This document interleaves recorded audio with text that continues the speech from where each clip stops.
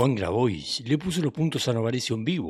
Ideas mesiánicas, ridículas y anacrónicas. Porque viste que a veces dicen, che, qué anacrónico que es la idea del peronismo, del nacionalismo económico, qué sé yo. Las ideas de este tipo son del siglo XIX y encima te las quiere meter en un canal de niños que paga el Estado. Te compra el anarcocapitalismo con guita del Estado. ¿Estás arrepentido de haberlo votado Massa? No, para nada, para nada. Yo perdí las internas con Massa. Pero después de las internas había 3 candidatos.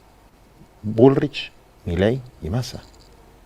Massa es infinitamente mejor que Bullrich y Milei. Y después hubo un balotaje entre Milei y Massa. Massa es infinitamente mejor que Milei, aún siendo la antítesis de lo que yo quiero expresar dentro del campo nacional y popular. Y además había un acuerdo entre nosotros que fue público. No sé si te acordás que cuando fue el búnker de las PASO, yo le llevé un librito, que era el plan de desarrollo urbano integral. Perfectamente. Y acordamos por lo menos un punto, que era el plan de 1 millón de lotes, que estaba todo en un mapa de dónde se iban a hacer, etcétera, para que la gente de clase trabajadora, ni siquiera la casa, no eran ni viviendas sociales, era 250 metros cuadrados, 500 en algunas provincias, donde vos tenías agua, luz, cloacas y un terreno para poder construir tu casa. Bastante sencillo en un país como Argentina. Y le cambia la vida a 5 millones de personas, a 1 millón de familias. Y él lo anuncia y abre la página del registro de solicitantes, de la gente que se quería anotar. 1.300.000 personas en una semana. La mitad decía que estaba dispuesta a cambiarse de ciudad. Un cuarto decía que estaba dispuesta a cambiarse de provincia por un pedacito de tierra. Hay gente que la viene pasando mal hace mucho y la está pasando peor ahora.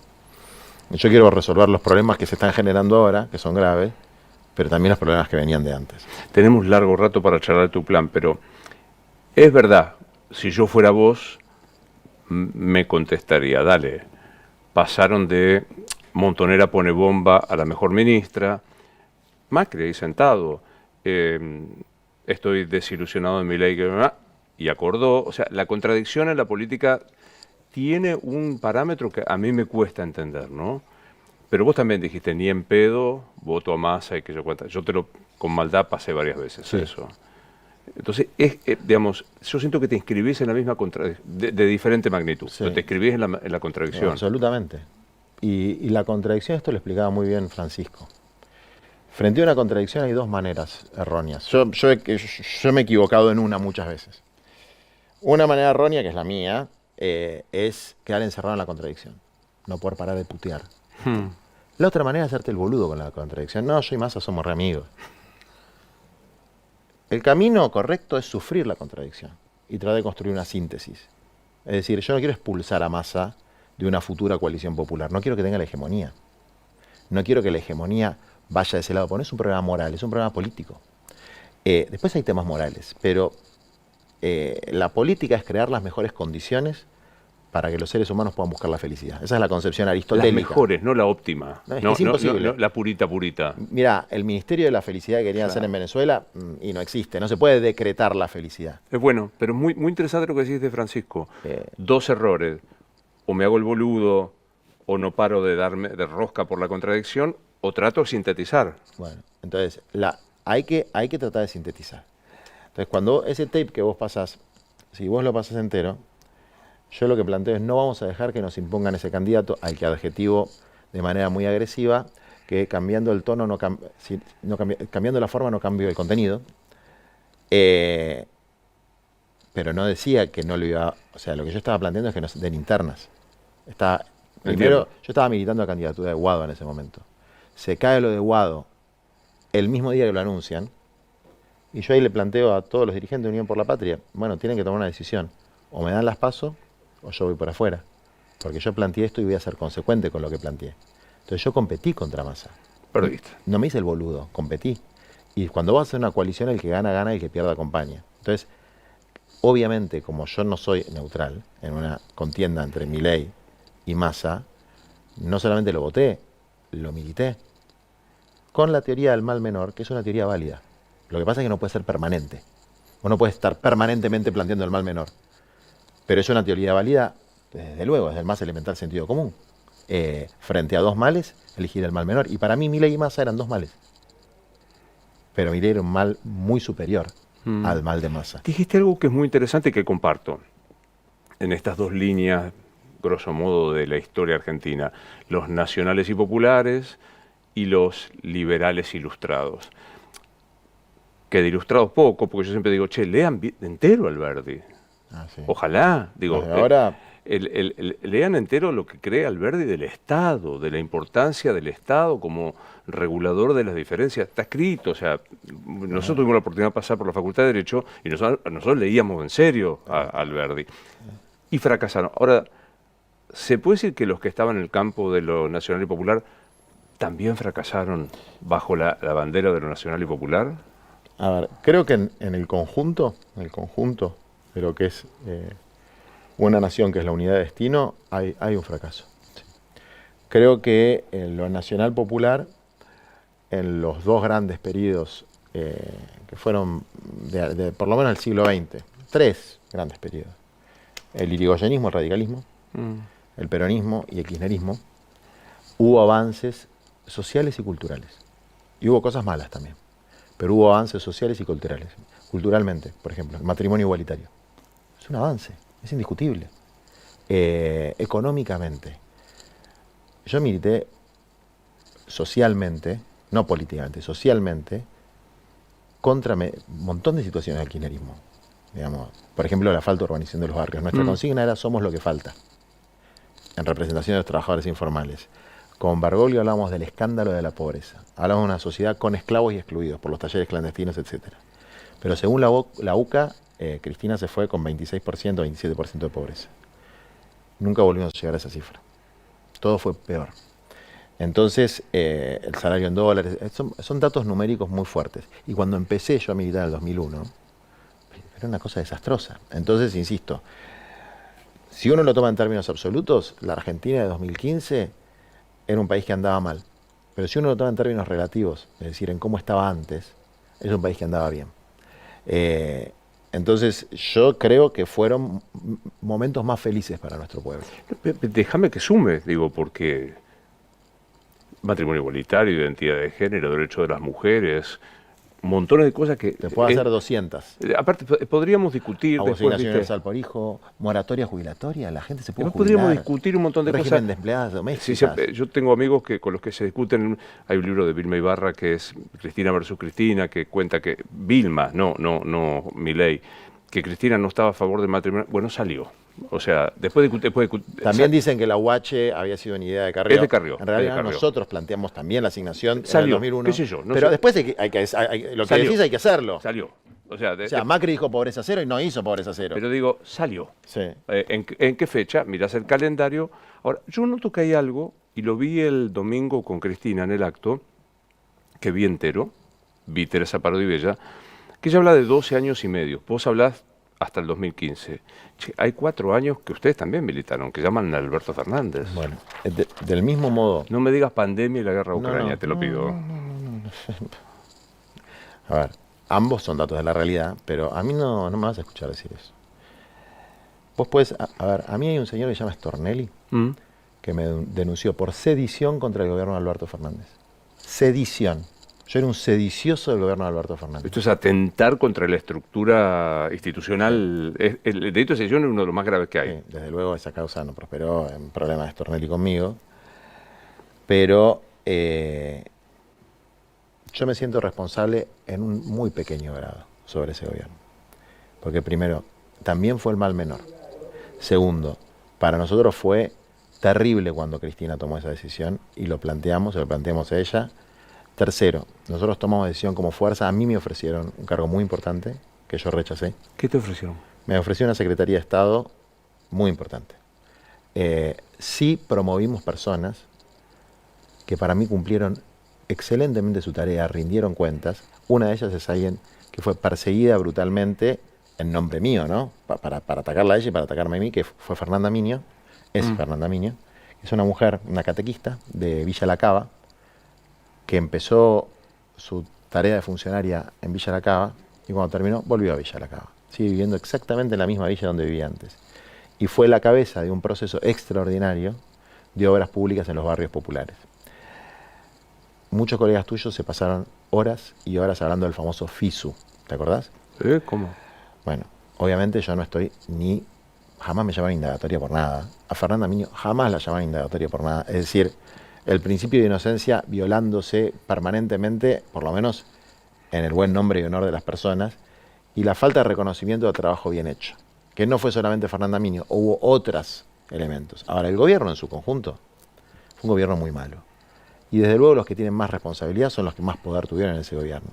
Yo fui de los que militó y pidió el voto por Alberto Fernández y no me arrepiento de eso. ¿Por qué no iba a pedir el voto? Entra por ahí Alberto Fernández, ¿qué le decís? Y mira, ya a esta altura del partido, si lo saludo es por cortesía. Porque creo digamos, que le puso un elemento de hipocresía que nos hizo mucho daño. Hay un adagio latino que dice que la corrupción de lo bueno es la peor corrupción.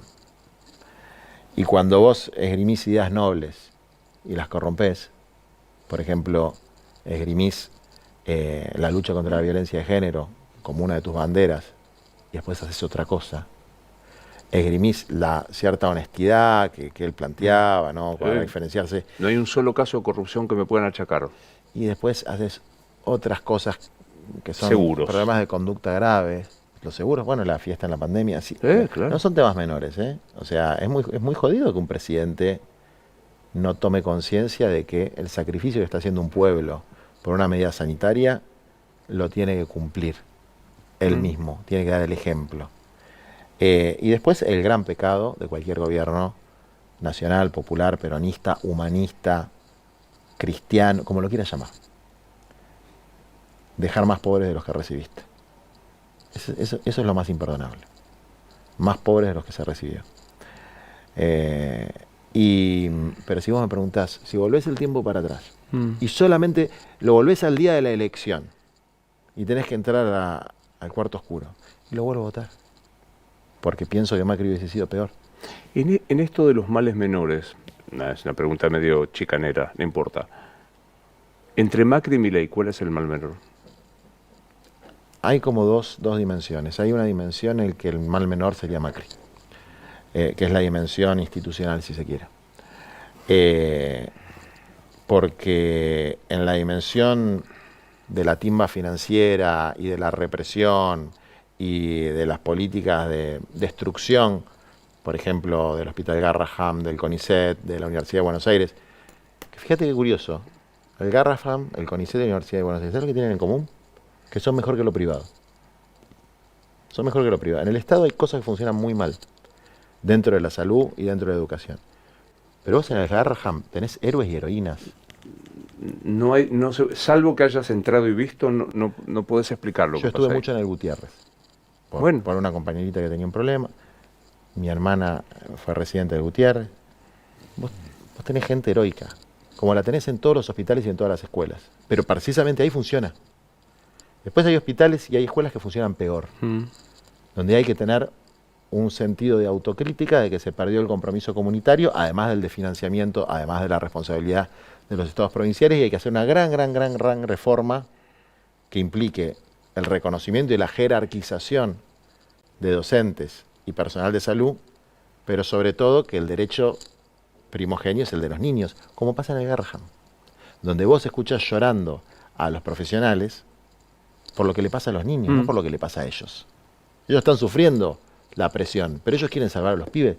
Ven que se quedan sin médicos, porque los médicos, algunos son heroicos y se quedan, y otros dicen, no, yo quiero ganar lo que me corresponde en el mercado, que es lo que piensa Milei, y se van a ganar 4 o 5 palos a otro lado, cuando ganan con suerte un palo en el Garrahan, con suerte, haciendo 60 horas 800.000, 70 horas de trabajo, 800.000 pesos bolsillo. Entonces vos decís, bueno, pero está bien, bueno, es el primer año de la residencia. No, es toda la residencia y después cuando quedás es un poquito más. Bueno, entonces ahí hay una estrategia de destrucción. Entonces, ¿por qué? Porque es mejor que lo privado. Eligen atacar lo que es un orgullo y parte de la identidad nacional. Viene un tipo de Nueva Zelanda que no tiene la menor idea. Dice, Grabois, ¿me define a Javier Milei? Javier Milei es un bufón de corte con un problema serio de megalomanía que tiene como única virtud decir lo que en ese momento piensa, que es verdad. que por ahí la semana pasada pensaba que era otra cosa. Brutalmente. Pero es un bufón de corte megalómano que no gobierna la Argentina. La Argentina la gobiernan 3 personas del staff permanente de la casta. Patricia Bullrich, el señor Sturzenegger y el señor Caputo. Esas son las 3 personas que gobiernan la Argentina, que son las mismas 3 personas que gobernaban la Argentina en la época de Macri, solo que Macri también tenía su impronta. Y que están motivados, salvo Patricia Bullrich, que tiene una suerte de perversión con la violencia, están motivados por una sola cosa, la plata. ¿Qué es lo que está haciendo Caputo con la economía? Está manteniendo el dólar barato a partir de un nivel de endeudamiento que él sabe que es insustentable. Deuda pública y deuda privada. Fondo Monetario Internacional y el bono que puso a 29% de interés, que él sabe que es insostenible. Eso permite una transferencia de ingresos brutal a sectores financieros, muchos para los que él trabajó, fondos de inversión, que sabe que estalla. Y Milei no va a ganar las próximas elecciones. Y de hecho, muy probablemente Milei vaya preso. Caputo no. Sturzenegger no. Bullrich no. Milei sí. Y su hermana también. Milei no va a ganar 2027, decís No, vos. porque le va a estallar antes. Le va a estallar antes, va a haber una crisis de deuda, igual que hubo con Macri.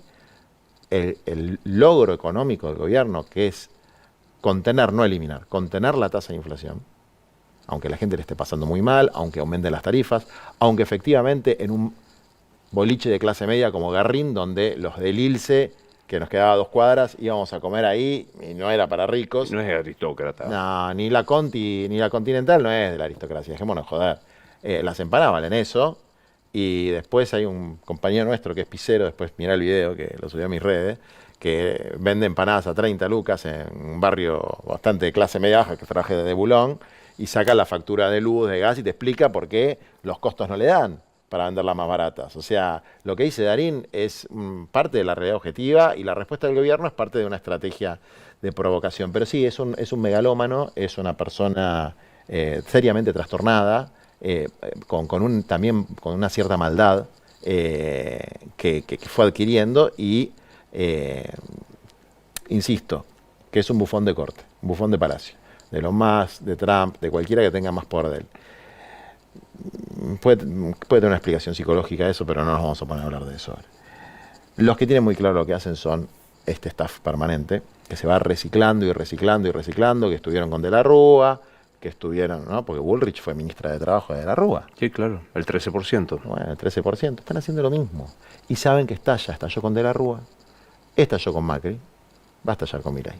Lo que pasa es que en el medio hicieron fortunas. Pero fortunas siderales. No es corrupción política. No es que se la llevan en una valija.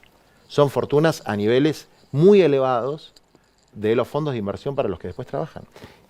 ¿Qué te pasa cuando ves el voto en un sector carenciado que vota La Libertad Avanza? El neozelandés te pregunta, ¿me explica Grabois? En la elección anterior, la verdad que es muy fácil de explicar, digamos, el mal gobierno que se hizo, y además la personalidad de Milei. Esa personalidad megalómana es muy atractiva. Estamos en una época donde yo estudio mucho cómo va cambiando el algoritmo de las redes sociales. Hoy las redes sociales premian la hiperindividualización. La hiperindividualización y la agresión.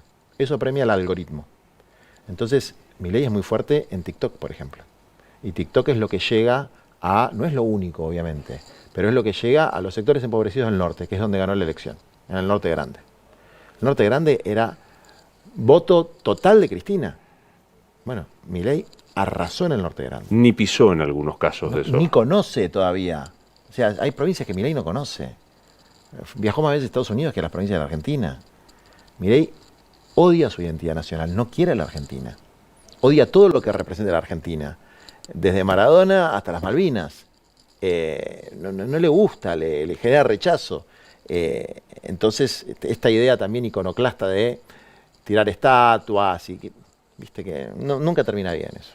Tirar la estatua de nadie. Yo no tiraría la estatua de nadie.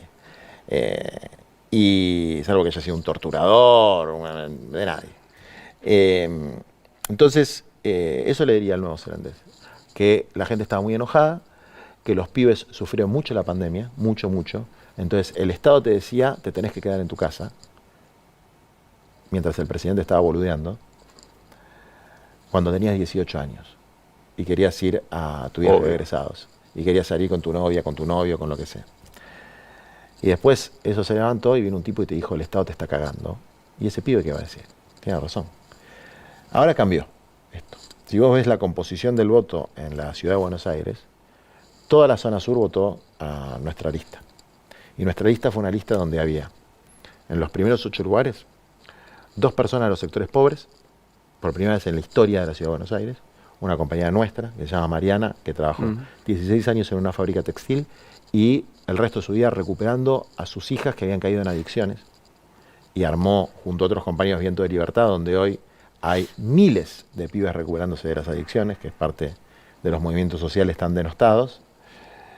Y también hay una persona de extracción sindical, y después hay 2 pibes jóvenes, menores de 30 años.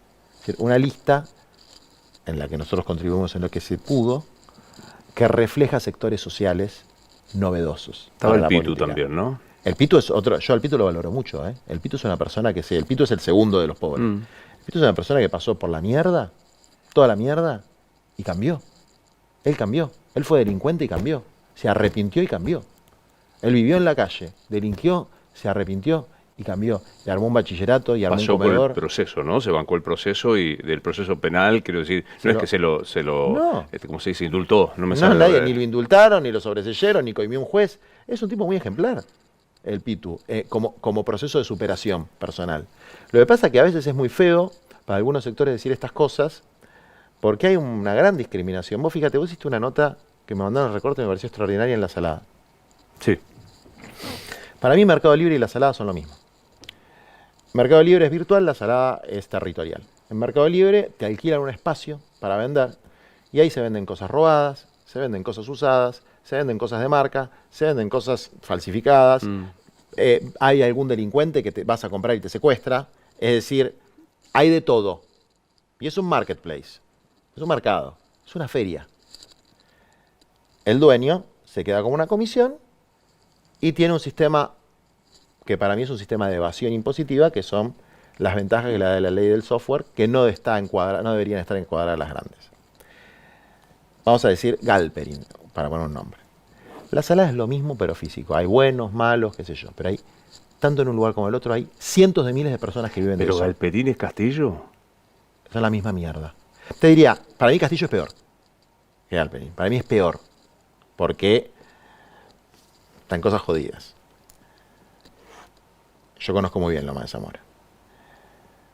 Pero uno es un empresario legítimo, lindo, machetito, se pone un traje, pero lo que hace es alquilar un puesto. Pero a ver, decime cuál es, Pará. no sé nada, ¿cuál es la ilegalidad de Mercado Libre? Yo te podría decir 2 cosas que para mí son ilegales. La primera es cómo se encuadró en la ley de software, que el propio jefe de la FIP de Macri, que no me acuerdo ahora cómo se llamaba, El señor de barba blanca y anteojitos. Sí, ¿eh? señor. Yo me puedo describir, pero Abad hizo un dictamen Gracias, diciendo Eliana. está mal encuadrado en la ley de software, tiene que pagar 500 millones de dólares por todo lo que evadió. Lo echaron al día siguiente del gobierno de Macri. Ahí tenés una ilegalidad. Después tenés otras que son inmoralidades, como decir que sos el genio del emprendedorismo y tener un centro logístico en un terreno público, en el mercado central, alquilado a precio vil.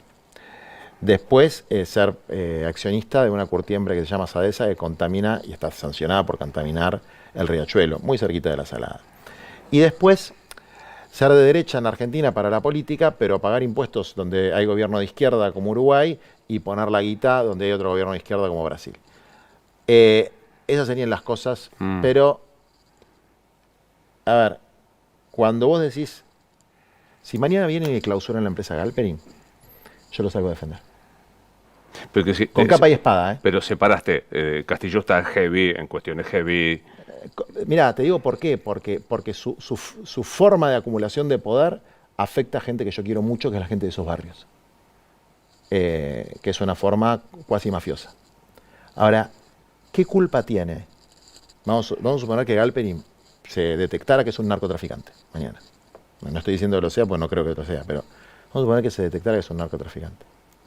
Vienen y le clausuran la empresa, cosa que no van a hacer, porque es una empresa que tiene mucho poder. y 100.000 personas se quedan sin laburo. Yo voy a defender la empresa. Mañana clausuran Mercado Libre y yo voy a defender la empresa, porque voy a defender a la gente. Y de la misma manera que clausuraron la Salada, que no es Castillo, son 3 ferias, hay una Está feria afuera, clarísimo. etcétera, etcétera. ¿Cómo no voy a defender Al al laburante. carrero? No, la al señora que feriante? entrevistamos los otros días. Bueno, entonces, ahora, ¿cómo puede ser que no sea un escándalo destruir esos puestos de trabajo y sí sea un escándalo si cierran Mercado Libre? Porque hay discriminación. ¿Cómo puede ser que el Pitu sea un escándalo y no sea un escándalo la cantidad de diputados que no los conoce ni el loro y que tienen... Espert, por ejemplo. Espert, que va a ser probablemente rival mío en las elecciones. A ver, le pagó la campaña, por lo menos le dio su avión y su auto, un narcotraficante condenado que se llama Fred Machado. Tiene fotos por todos lados, enfrente del avión, y eso no es un escándalo. Y un pibe que pasó un proceso penal, se arrepintió, armó un bachillerato popular y le transmite a los otros chicos de los barrios que no vayan por el mismo camino que él, es el malo de la película. Hay un problema de valores ahí. Y hay un problema más, que yo comparto con vos, lo que decía, cómo son los liderazgos y cómo son los algoritmos. Que es blanco y negro. Grabó Chorro, sin tener una sola cuestión de enriquecimiento personal, ninguna. Ninguna. A ver, ni causas penales, ni bienes. Quiero decir, yo he discutido fuerte con vos. No Sí. puedo no decir esto. No tenés una sola causa, no digo ni en proceso de imputación o procesamiento. Nada, no existe. No pensamos igual, no pasa nada. 70 Pero digo, denuncias, y ni una sola causa. pero hay un problema severo. Esto que pasa, que es sentarnos a charlar pensando distinto, no garpa. Ah, no, obvio. O sea, la historia es, grabó Chorro, no apareció Pará, Gorila. te voy a dar un Grabó y no ejemplo. sé qué, Te voy a dar un ejemplo. Pepe Rosenblatt sí, entrevistó a Feynman. sí. ¿Sabes cómo lo putearon?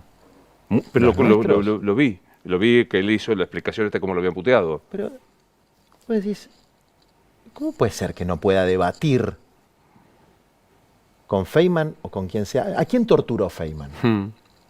A mí no me gusta Feynman, pero no torturó a nadie. Es más, Feynman me difama. Mientras no pase la raya de la real malicia, vos y yo sabemos lo que es, porque somos abogados, es decir, la raya donde eso pasa a ser un agravio civil, porque no es más un tipo penal. Claro. ¿Sabés quién sacó ese Carlos tipo penal? Saúl. No. Él lo puso. ¿Sabés quién lo sacó? Cristina. Lo sacó del Código Penal. Tenés razón. Toda la razón. Tenés Sacó razón. calumnias, injurias del Código Penal. Hoy nadie te puede, menos mal, imagínate mi ley.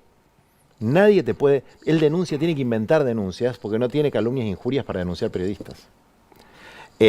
A mí a veces me da bronca porque dicen cosas tan feas que me gustaría poder defenderme en el fuero penal, pero cuando lo pienso un poco digo, muy bien Cristina. Pues si no, no habría prensa libre. Ahora, ¿cómo no voy a debatir? A mí no me gusta, por ejemplo, Majul, siempre me invitaba a debatir con él. No sé, ahora agarró una beta en la que me pide perdón cuando hacemos la mediación, igual que Johnny Viale, lo tengo grabado. No, perdón, qué sé yo, tenés razón. Y después al otro día vuelven a decir mentiras mías y no me invitan a discutirlo. Yo les pido, aprovecho para pedirles, invítenme a debatir. Si tienen tanto tiempo para hablar de mí, ¿por qué no hablan conmigo también?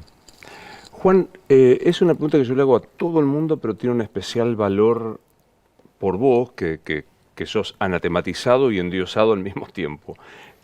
¿Quién sos? Soy uno de los tantos que hace lo que puede. Hago lo que puedo con lo que tengo. Con mis ideas, con la capacidad organizativa, con mi capacidad de comunicar, con el nivel cultural que pude tener gracias a haber nacido en una familia de clase media alta profesional y con el colectivo del que soy parte. Hago lo que puedo. No creo que vaya a decretar la felicidad en la Argentina. Creo que podemos construir mejores condiciones para que la gente pueda buscar su propia felicidad, que es una tarea individual. Pero si no hay una sociedad que acompaña, si no tenés los derechos básicos garantizados, derecho a comer, a educarte, a curarte, ir a una buena escuela, ir a un buen hospital, y es un poquito más difícil buscar la felicidad que si naciste bien parado, como me tocó a mí, digamos. Entonces, yo trabajo, lucho y creo en eso. El día que se me acabe la arena, me quiero morir pensando que hice algo que con un sentido y un propósito en la vida y que aporté algo que va a trascender mi propia vida y que la precede, ¿no? Por eso la línea histórica. Y eso soy. Y también soy un tipo que hace muchas cagadas. Por ahí no como las de otros, pero sí que hace cagadas, que se enoja, que dice cosas que están mal, que exagera en algunas definiciones, que seguramente tiene rasgos soberbios, digamos, porque yo trato de hacer introspección también. Que probablemente podría haber hecho más de lo que hice en algunas cosas, o podría haber levantado la voz más fuerte en otras, pero te puedo asegurar que hago lo que puedo con lo que tengo, y no soy el único. O sea, hay miles y miles y miles de personas que están o en lo político o en lo social que hacen eso. Y también hay gente que está en el periodismo, en las empresas, en las pymes y en las grandes, haciendo lo que puede Con lo que tiene. con lo que tiene. Te diría que es el 90% de la Argentina. No te quepa la menor duda. Lugares comunes feos, así que... Dale, tranquilo.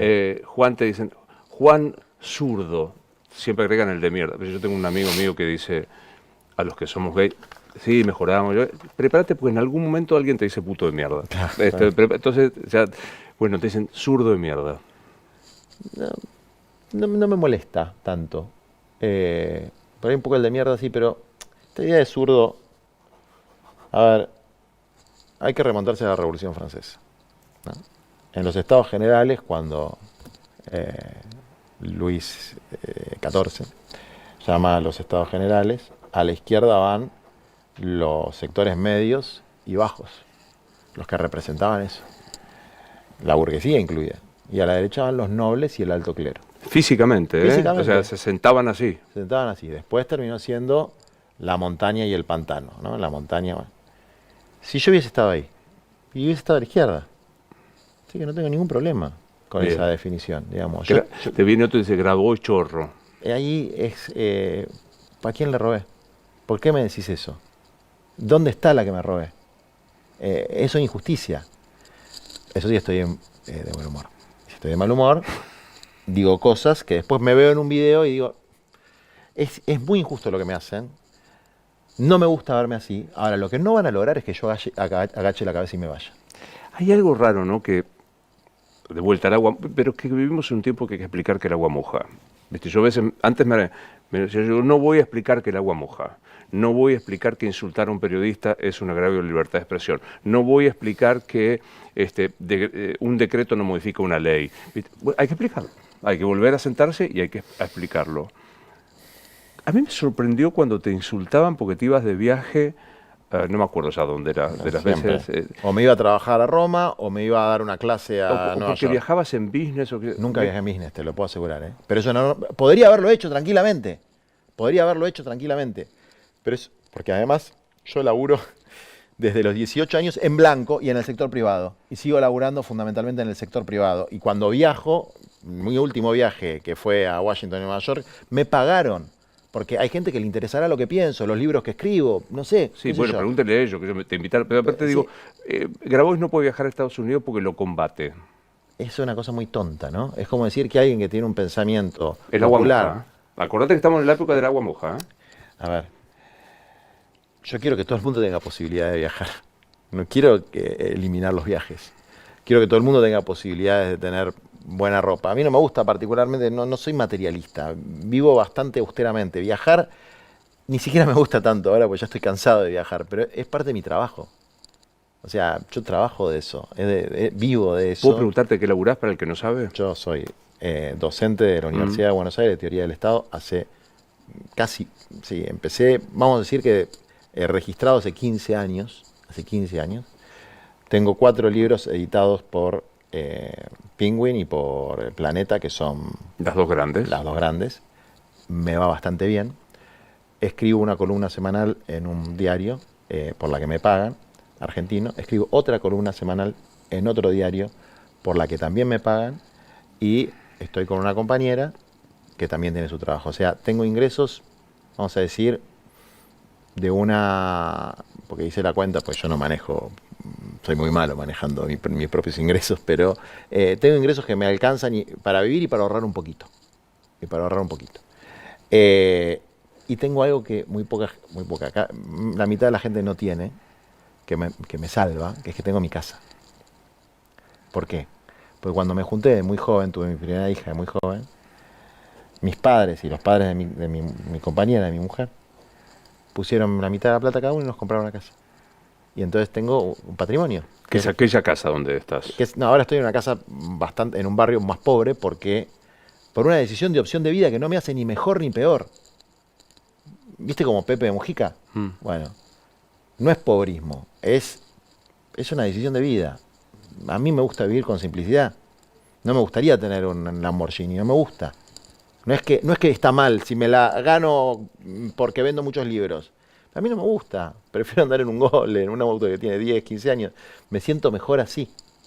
Porque siento que tiene que haber una coherencia entre lo que uno dice y lo que hace. Ahora, tener un celular, irte viajar de a viaje, Washington si te invitan. Sí, o viajar, si me quiero ir a Brasil de vacaciones, no lo hago, pero si me quiero ir a Brasil, tierra, techo y trabajo, salud, educación, o sea, las cosas que deberían tener todos. De ahí para arriba, a mí particularmente por cómo soy yo, no me gusta el lujo, no me gustan ir a restaurantes caros, no me gusta, pero si a otra persona le gusta, bueno, la democracia funciona así.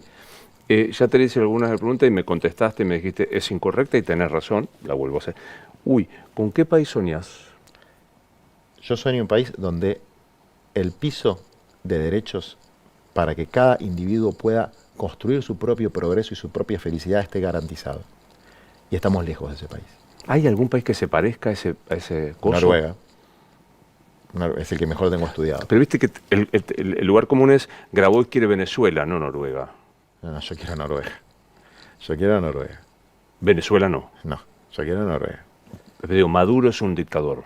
Maduro, yo no opino de cosas que no conozco. Dale, Juan. Dale, Juan. Es un tipo brillante. Zelensky es un dictador, como dice Trump.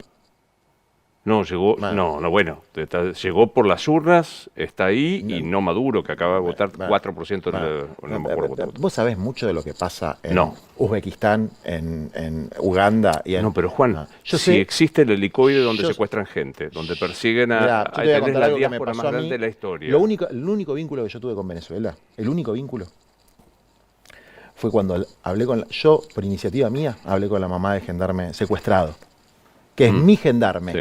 Es mío, es de mi país. Así que eso no lo banco. No sé por qué está ahí, pero sea por lo que sea, por una razón humanitaria, yo lo llamé a Laborde, que es el ex embajador, y le dije, hacele llegar esta carta. Según me dijo Laborde, la carta le llegó. Fue el único contacto que tuvo con su familia.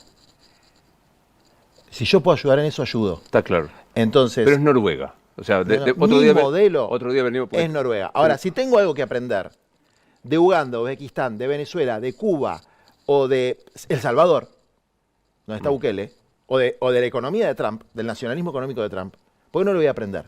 Si hay algo bueno en la medicina cubana o en el deporte cubano, bueno, ni hablar. ¿Por qué no lo voy a aprender? Para pues se nos va el tiempo y no quiero dejar de preguntarte por el fallecimiento de Francisco. Mira, yo te dije que iba a ser candidato este año y hay una línea muy fina entre la reflexión y la utilización. Entonces yo estoy atravesando mis duelos por mi papá, por Francisco, por el compañero que se me murió hace poco. Y sí voy a predicar las ideas de la manera que yo las interpreto.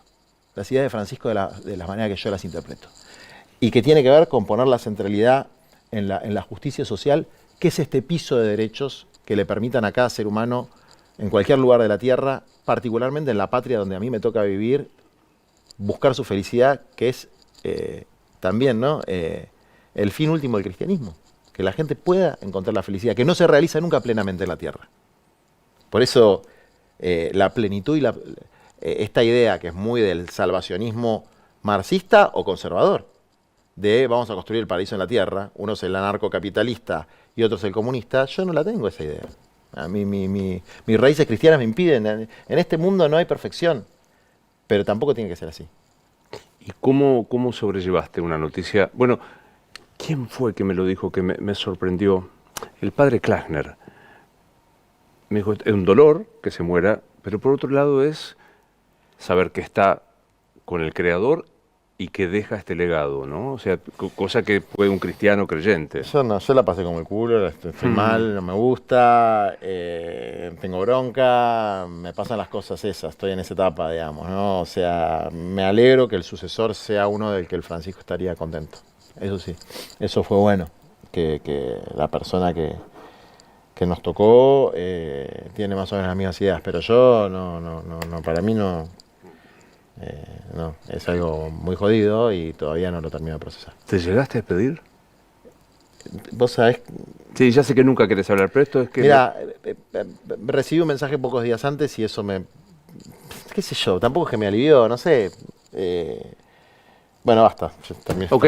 Sí. Y aparte se terminó, pero yo como desafío el tiempo, soy Muy tan bien, soberbio, muy bien. tan soberbio, mucho más de lo que vos decías, voy a darme un toque porque hay un ratito más.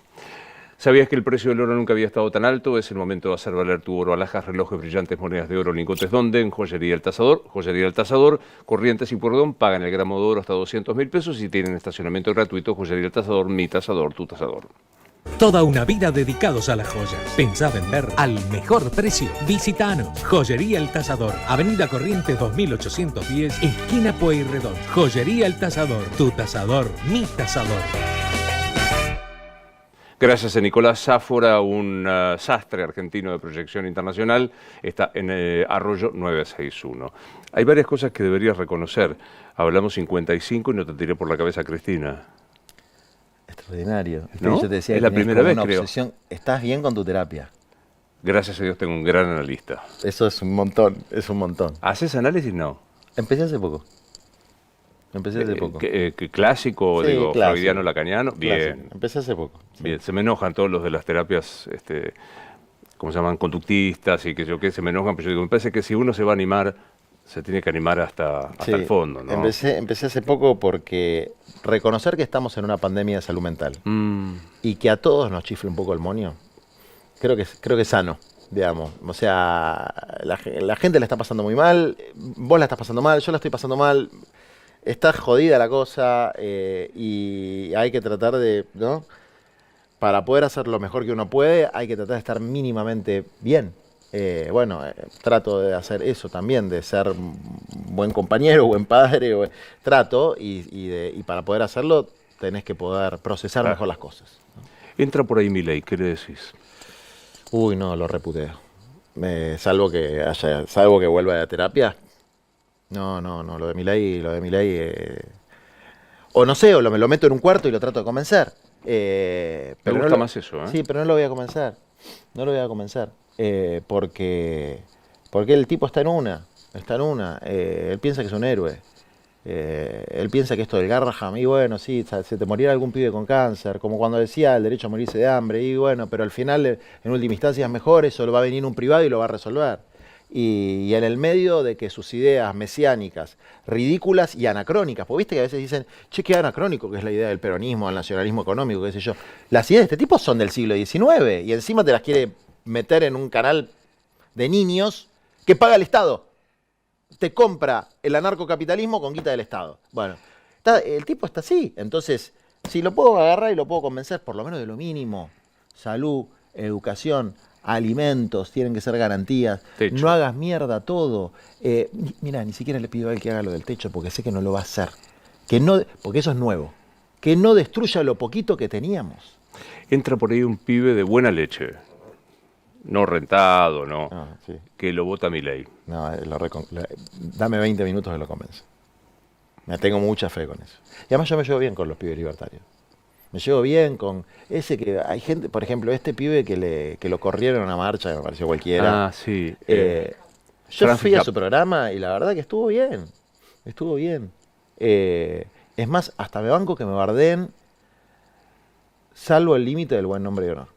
Muchas gracias por el video hasta acá. Espero que les guste el canal, que les guste el contenido que voy subiendo. El objetivo del canal mío básicamente es justamente dar la pelea por este lado. ¿Qué lado? El lado donde es en contra de Milei, digamos. Siento que necesitamos espacios donde se debatan cosas sin importar partidos políticos y que cada uno diga lo que piensa y lo que ve. Pero un poco cansado de estos videos, siempre lo mismo para el mismo lado, agarrando recortes. Entonces yo quiero hacer lo mismo, pero desde mi punto de vista y marcando justamente lo contrario a lo que te dicen ahí. Así que bueno, sean bienvenidos al canal, suscríbanse, denle me gusta. Voy a seguir subiendo este tipo de contenido. Vamos a hablar de diferentes temas económicos, de la gente. Voy a subir recortes de lo que dice la gente, de opiniones de políticos. Ustedes váyanme marcando qué contenido les gusta más, pero siéntanse libres de expresar como lo que quieran en los comentarios y también marcar sobre qué están de desacuerdo del mensaje, ¿no? Pero bueno, viendo cómo va la mano y cómo fueron estos años, van a seguir dando mucho recorte polémico para charlar, para debatir y que probablemente sigan distrayendo con esas cosas para que no veamos lo importante probablemente que es tema económico y un montón de gente que está quedando afuera por un montón de cosas de los precios y las cosas. Suscríbanse y denle me gusta y no pido plata, no pido nada, solamente esas tres cosas y que compartan con la gente que piensen que le puede interesar este tipo de contenido.